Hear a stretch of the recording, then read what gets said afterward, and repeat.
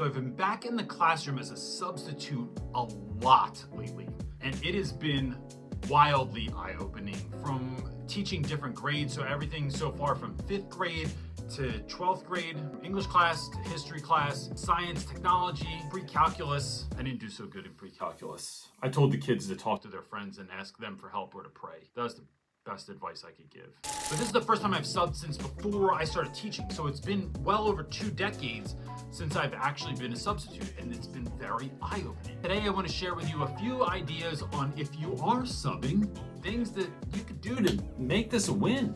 This could even be a video that you share with your subs to help them to not destroy your room. I've had very bad experiences with subs. Anyway, we're gonna move on. Before I get started, in the comment section below, please tell me, what is something you wish your subs would do that they're kind of missing the mark on? It could be something that upsets you, or it could be something that someone is actually doing really great and you appreciate when they do that. Leave that in the comment section below. It just helps everybody to grow from what you've lived through, the good and the bad. Now let's get into this video. Number 1, show up early. There's too much happening at any school, even the small rural school that I've been helping out at. There's so much happening in the morning, and most of that heavy lifting is happening in the office and on the office staff. So they don't have time to give you your badge and give you your piece of paper that you have to sign and fill out, to give you the work, to make the copy, to do all the stuff. Show up early. It's a gesture of kindness. Even though I'm not getting paid for that 15 minutes or whatever, it doesn't matter. It's making my day go better. It's helping them to see that I'm not a drag, so I get called back more, and I lessen their load that they have on their plate. 2, a lot of the stuff transfers right over to what I did in the classroom, but standing in the hallway between periods is not something that all teachers do. And it is the white space to connect with your students. It's the easiest way. I realize that not everyone can eat lunch with their students or spend other time with their kids outside of class. Just being in the hallway allows you to be seen, allows kids to see you, allows you to follow up on conversations, ask kids if they're all right, talk to kids as they're getting into their lockers. It is 3 to 5 minutes of pure connection. And like I said, a lot of times you're the only teacher out there doing it because other people are busy running their classrooms. So take advantage of this gift of time and get out there and say hello to somebody. 3, I just sort of alluded to this. I eat lunch with the students every day. This is not a common practice where I'm at, and I don't say that with any shade to anyone, but it's just not what folks do, right? But having both my kids at the school helps. I sit with my kids and their friends at lunch.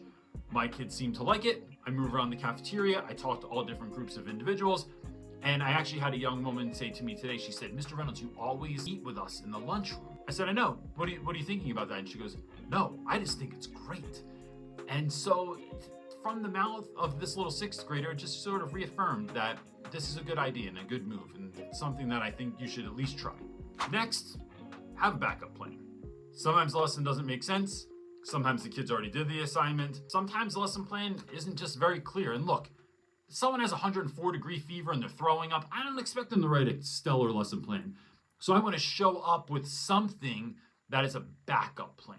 This can be super generic. You can just go on to different websites, get a news article and some questions. It's a great space for Scholastic or New York Times articles, something of that nature, where you're bringing something in that's current, having kids read and write, because otherwise you get stuck with either nothing to do, and that's a hell that no one wants to live through. So having a backup plan that is cross-curricular, so if you know what grades you're teaching that day, it's something that's going to cover those grades, cover those periods, and then you're not going to have to even worry about it. Next, write everything on the board. I don't have access to the projector, and I'm going to talk about that in a minute, but writing everything clear on the board so that the students have the objectives. That way, if someone comes in late, if someone needs a reminder, if someone forgets what we're supposed to be doing right now, it is all there. I also still write my name on the board because I realize that some kids think that you're just going to be there once, and then after like 8th time, they're like, "Wait, what is his name again?" So I like to try and always have my name up on there on the board. Next is a trick right out of my first day of teaching video, if you've watched that one, where if I don't know students, if they haven't seen me before, I let them know I have a few things I need you to know before we move on. 1 is that my name is Mr. Reynolds, that I have been a teacher for a considerable amount of time, longer than you've been alive. And 2, I really love this work. I just don't think kids hear that enough from their teachers. It's letting them know that I'm here for you and I'm excited. It's like today's about success for you? And how can I help you to be as successful as possible? Having that announcement on the front of the class is like, here's who I am, here's why I'm here, and here's why I love what I'm doing. That's what I want to lead with when I start class every day. This next one's a little trickier because not every class has like a seating chart, and I don't have access to things like Power School or something like that. But it's trying to learn everyone's name and then using the names I know. So one of the things I'll do is as I'm walking around, I'm talking to people, I'll say, oh, hey, what was your name again? And then I write it down. One of the ways I try to remember names is by saying, oh, that's a really great name. Where did you get that from? And then kids will tell you it's from a movie, it's from a book, I'm named after my great-grandfather. That helps me cement names. I'm not innately good at just remembering names, but asking how a student got a name helps me to remember them better. And then I just try and write hints to myself, or I write little notes on a piece of paper so I can try and remember as many names as possible, because when you need a kid to read, to pay attention, to stop screwing around, using their name is going to be the quickest thing because they're not used to you saying their name. That's a new sound, and it will snap them back in immediately. When it comes to classroom management with subbing, I have found, again, the same stuff that works as a full-time teacher is working as subbing. So that is being direct. So I mean what I say and I say what I mean, and then being consistent. If I say there's no talking, if I say I need your attention, if I say no talking while I give these directions, if I say for the next 10 minutes we're going to be silent while we're doing this work, it is literally, I have to stick to that. I don't care how kids feel about me. I care that they are finding success, and this is what I communicate to them.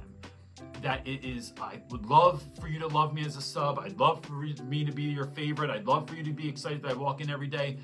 But more than anything, I want the students that are trying to know that they can have the quiet space to do the work that has been given so that they can find success on the other side of this. And so some days that looks like being a little bit more stern, because when I taught full time, I could live off of my reputation. I could live off of a daily practice of this, and now I have to get to that end quickly. So it's being very direct in what we're doing, and then squashing any problems that I have quickly and fiercely if necessary. Next tip, leave the classroom better than you found it. I covered a class last week, and this teacher had posters all over the floor. They had fallen off. Look, I know people are busy. I know that they don't have time for stuff. I know sometimes they don't even notice things. So during the prep period that I had, I didn't have anything to prep for, I just cleaned up. I made it look nicer. I have the kids sweep up at the end of the day. We wipe down the desks if necessary, pick up papers from the floor, clean up the teacher's desk. I just want you to come in from your sickness or your leave or you were absent for, and it looks better than you found it. Most of the time, my classroom looked like a disaster the day after I had a sub. The desks were all over the place. There were supplies everywhere, pencils everywhere, papers weren't in order. I wanted to look better than it did when I walked in. And that doesn't really take a lot of time. And I don't have anything always to do anyway. Kids are working on work, and I'm not planning or doing the 9,000 things that a typical teacher does. So I can organize your bookshelf. I can fix a poster on the wall. I can straighten up your desk a little bit so that when you come in, you feel that almost a relief is my hope, that your classroom looks a little better than it did before. To that end, when I give out work, I let students know it is due at the end of the period. I then use timers to get things done, right? So that's, I guess, another point is timers just like I do in the classroom, because I find that it expedites, it helps kids to not take the time for granted and to get things done. And then I like to collect all the papers. I make sure they're all going the same way. I put a post-it note at the top that says, this is the class. These are the students that we're missing. These are kids that I maybe didn't get something from because they got sent out or taken away or whatever. And then I put a paper clip on it. I keep those all clean and neat right on the desk so that the teacher sees them as soon as they come in. And again, it's folks coming in the next day not having to find stuff. It's neat and organized on their desk with a label. And to that end, this is one of the best tips I could give. It is writing an email at the end of the day about what happened. But here's how you're going to get away with not having to spend a lot of time on this. You take out ChatGPT. Do it on your phone. I'll tell you what, ChatGPT, best $9 I spent a month to get the pro level. I think that's what I pay. Into my phone, I read the work that the kids did that day. I say what maybe mishaps we have, that this worksheet wasn't correct, or this number we didn't know the answer to, or this student had a hard time, or this person cried today. I give the whole rundown in chat. It prints out a beautiful email to me, and I send it off to the teachers so that they have a clear vision of what they missed that day, what were the wins, what were the struggles, and they're not going in the next day with a just pile of neat papers on their desk having no real sense of what took place. And this is also really good for classroom management because I let students know on the front end that I'm going to be sending this email, and I can let them know what it's going to say. So if they're not doing so well, I can say something. If they're doing something really well, I can tell them that. I'm going to let the teacher know that as well. And it is this collection of things. Now, the beautiful part of this is that the teachers typically tell the students the following day.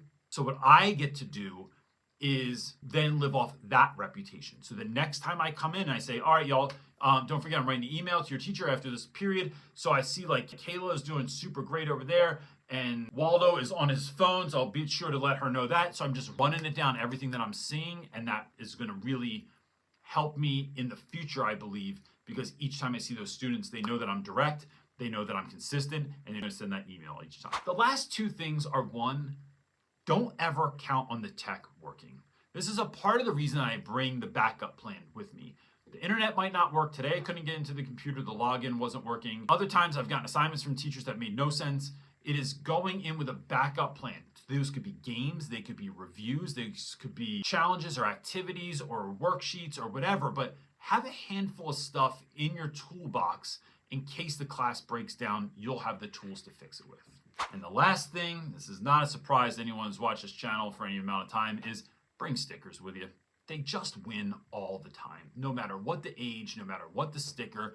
I go to Five Below and get the most ridiculous stickers that I can get, except for those weird stickers where it's like they put butts on things. It's weird in a different way for me. Not sure I feel safe with that one. But it's My Little Pony stickers. It's glittery fruit and vegetables stickers with eyeballs on them. Just weird, random stuff that I give to kids if they're doing a great job. And it just wins all the time. As a matter of fact, the other day, a bunch of kids were walking around the hallway with stickers on their faces, and I heard someone say, like, "Where are the kids getting all these stickers from? Why are they on their faces?" I don't know. Definitely wasn't me, but it was. Before you go, if you need help with classroom management or lesson planning, we have workshops that are incredible that are linked in the description box below. You can find out more information about those and or just order them now. Don't forget to like and subscribe and all that stuff. That's it for this one, gang. Peace.